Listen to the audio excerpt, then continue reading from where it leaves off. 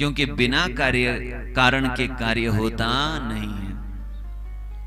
यदि किस बात पर कह रहे हैं? यदि प्रहलाद जी का और नर नारायण भगवान का युद्ध हुआ तो इसके पीछे कोई कारण होगा। क्या कारण? तो उसके लिए कह रहे हैं, एक बार की बात है, आपने सुना होगा च्यवन ऋषि का नाम। च्यवन ऋषि एक बार भ्रमण कर रहे थे। आप लोगों ने नदियों का नाम सुना होगा, गंगे च यमुने चैव गोदावरी सरस्वती नर्मदा सिंधु कावेरी। गंगा, यमुना, सरस्वती, वैसी एक पवित्र नदी है नर्मदा नदी। बोलो नर्मदा मैया की। नर्मदा नदी के तट पर च्यवन ऋषि विचरण कर रहे हैं। विचरण करते करते एक जगह उन्हें पवित्र नर्मदा जी का तीर्थ मिला, वहीं रहे। एक दिन स्नान करने के लिए नर्मदा जी में प्रवेश किया और एक अजगर ने च्यवन ऋषि का पांव पकड़ लिया, खींच करके ले गए उनको नदी में, और नदी से खींच करके ले गए तो वहां अजगर उनको दंस दिया ना, जहर शरीर में फैल गया। च्यवन ऋषि को चेतना आई और च्यवन ऋषि ने भगवान का स्मरण किया। भगवान श्री हरि का स्मरण करने से उनका विष का प्रभाव दूर हो गया। ये मैं अपने से नहीं कह रहा हूं, जो भागवत जी में, देवी भागवत में कहा है। और भगवान के स्मरण से जहर दूर हो जाए कोई बड़ी बात नहीं है। भगवान के स्मरण से तो विषय का विष भी दूर हो जाता है। बोले विषय विष संगा कुल दिया, वो नष्ट हो जाता है। अजगर ने जब देखा कि एक बार थोड़ी अचेत होने के बाद, विष का प्रभाव होने के बाद मुनि को फिर चेतना आ गई है, तो वो अजगर तो चला गया। लेकिन तब तक वह अजगर उन्हें, च्यवन ऋषि को पाताल लोक में ले गया था। पाताल लोक में जैसे ही गए, च्यवन ऋषि ने चारों ओर देखा तो पूछा, भाई ये कौन सा राज्य? किसी ने कहा ये पाताल लोक है। यहां का राजा कौन है? तो किसी ने कहा प्रहलाद जी महाराज। क्यों? क्योंकि जब भगवान ने हिरण्यकश्यप का वध किया तब असुरों के राजा हो गए प्रहलाद जी महाराज। और भगवान ने व्यवस्था बना दी, पाताल लोक में रहेंगे असुर, देवलोक में रहेंगे देवता, और मध्य जो भूलोक है इसमें रहेंगे मनुष्य। तीनों अपनी अपनी जगह पर रहो, अपनी अपनी मर्यादा में रहो, एक दूसरे की जगह का कोई अतिक्रमण नहीं करना। जिसको जहां व्यवस्था बना दी है वहां रहो। लेकिन जब च्यवन ऋषि को देखा प्रहलाद जी महाराज ने, ददर्श दैत्यराजोसो प्रहलादो धर्मवत्सल।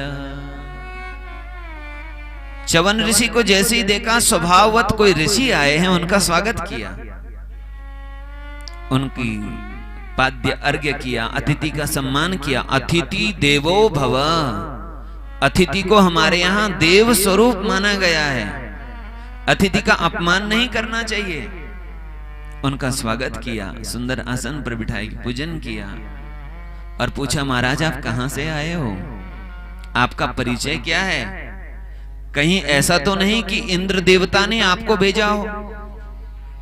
क्योंकि इंद्र का भी मन कभी कभी चलता रहता है असुरों से कुछ न कुछ नोकझोंक करने की। प्रहलाद जी पूछ रहे हैं, कहीं ऐसा तो नहीं किम इंद्रेण प्रेषितो असि? कहीं इंद्र ने तो आपको नहीं भेजा कि देख करके आओ प्रहलाद के राज्य में कैसे चल रहा है असुरों का राज्य?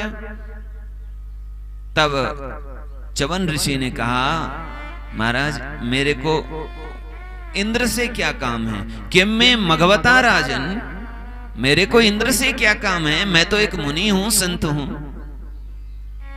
मुझे इंद्र ने नहीं भेजा है, मैं तो वैसे ही विचरण कर रहा था। तब उन्होंने बताया, मैं नर्मदा जी के किनारे रह रहा था, भजन कर रहा था, ऐसे ऐसे घटना घटी।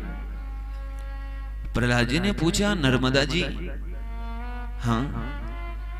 नर्मदा जी के तट में कोई तीर्थ था? हाँ।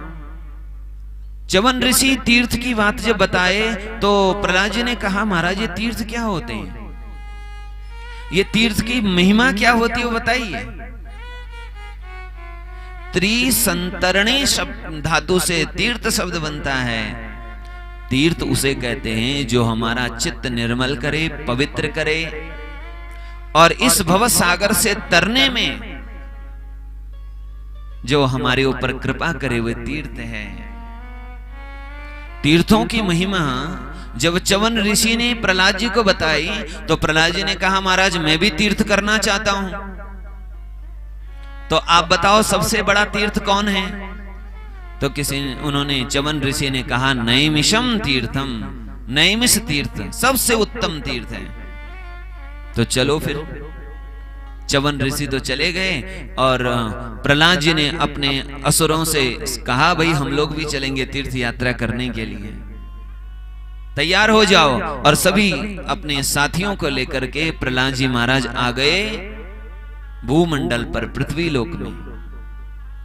सबसे पहले नैमिषारण्य में गए और नैमिषारण्य में जाकर के उन्होंने वहां पर स्नान किया और जो तीर्थ में जाकर के नियम होते हैं वो किया। तीर्थ में क्या करना चाहिए? तो जब तीर्थ में जाएं सबसे पहले वहां तीर्थ की महिमा सुने। वो किन से सुने? जो वहां कोई रहते हैं, आचार्य जो रहते हैं, वहां के जो गुरुजन रहते हैं उनसे सुने।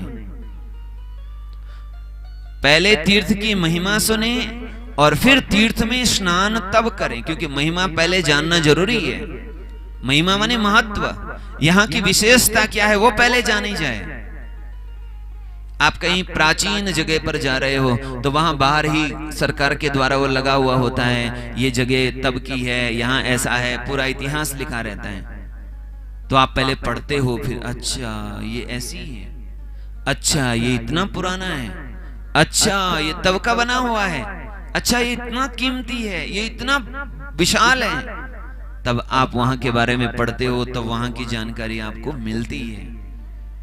महिमा सुननी चाहिए तीर्थ की। फिर तीर्थ में स्नान करो और स्नान करने के बाद यदि आप सक्षम हो तो तीर्थ में दान भी करो, फिर तर्पण करो। ये तीर्थ के कुछ विशेष नियम हैं। यही प्रहलाद जी महाराज कर रहे हैं। तीर्थ में वहां से नैमिषारण्य से निकले, गंगा जी के तट पर वहां से निकले, सरस्वती यमुना जी के तट पर होकर के निकले सरस्वती नदी के तट पर, और पहुंच गए गंगा जी के तट पर। चलते चलते सरस्वती नदी के तट पर बद्रीनाथ धाम में, बोलो बद्री विशाल भगवान की। बद्रीनाथ धाम में जैसे ही पहुंचे तो वहां दो पर्वत पर दो ऋषि बैठे हैं, भगवान के ही अवतार हैं। एक पर्वत पर भगवान नर और एक पर्वत पर नारायण भगवान उपासना कर रहे हैं। प्रहलाद जी महाराज जब चल रहे थे उस समय उन्होंने देखा कि बहुत अच्छी कोई तीर है और वो तीर पर कहीं पड़े हुए हैं, उसमें पंख लगे हुए हैं। प्रहलाद जी ने सोचा ऐसा दिव्य तीर्थ है, सरस्वती नदी का तट है, गंगा जी का भी वहां तट है, और ये यहां पर एक सुंदर आश्रम है। आखिर यहां पर भी हिंसा कौन करता है? तो बगल में देखा एक जगह भगवान नर और नारायण दोनों ध्यान में बैठे हैं। आप जब बद्री विशाल में जाओगे बद्रीनाथ में तो भगवान नारायण का आज भी बद्री विशाल भगवान का ऐसी स्वरूप है। ये दोनों भगवान के अवतार है और दोनों भाई हैं। दोनों मुनि ध्यान में बैठे हैं और उनके सामने दो धनुष है। एक का नाम है सारंग, दूसरे का नाम है आजगव, और दोनों धनुष सामने रखी हुई है और उनमें अक्षय तुणीर भी वहीं बगल में रखी है। प्रहलाद जी ने जैसे ही देखा, अब बताओ, एक तरफ तो ये मुनि है, बड़ी बड़ी जटा बना रखी है, मुनियों का भेष इनका है, स्वरूप मुनियों का है, लेकिन इनका स्वभाव मुनियों जैसा नहीं है। अरे या तो ऋषि मुनि होंगे या तो कोई लड़ाई करने वाले होंगे, एक तरफ समाधि में बैठे हैं, ध्यान कर रहे हैं ऋषि मुनि के रूप में, और एक तरफ क्षत्रियों की तरह धनुष बाण रखी है। थोड़ा सा को जटाधारणम देहि क्वेशुधि च विडंबनो, कहां जटाधारी ये मुनि और कहां इनके पास धनुष बाण। ये जब देखा तो इन्होंने थोड़ा सा बोल दिया अहंकार में आके, दोनों तरफ से थोड़ा बातें आ गई। मेरे होते हुए मैं राजा हूं, राजा का कर्तव्य है यदि कोई गलत कर रहा है उसको दंड दिया जाए।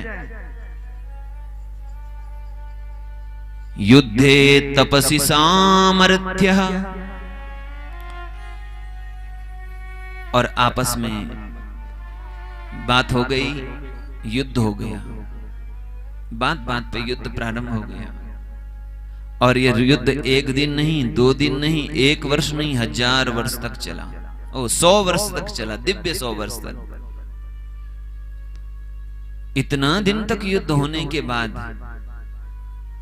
एक दिन भगवान नारायण शंख चक्र गदा पद्म धारण किए हुए प्रहलाद जी के सामने प्रकट हो गए। बोलिए भक्त वत्सल भगवान की।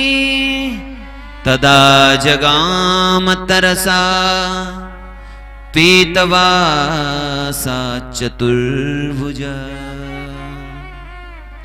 पीतांबर पहने धारण किए हुए भगवान ने, चतुर्भुजा 4 भुजाएं हैं, उन 4 भुजाओं में शंख चक्र गदा पद्म धारण किए हैं।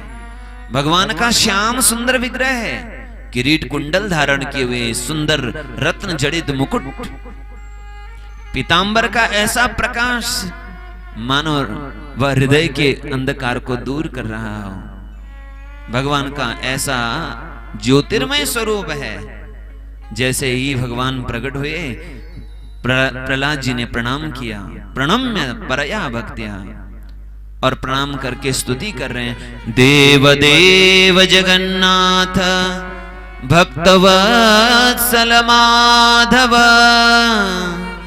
कथम न जितवान राजा वह में तस्तपस्विनो।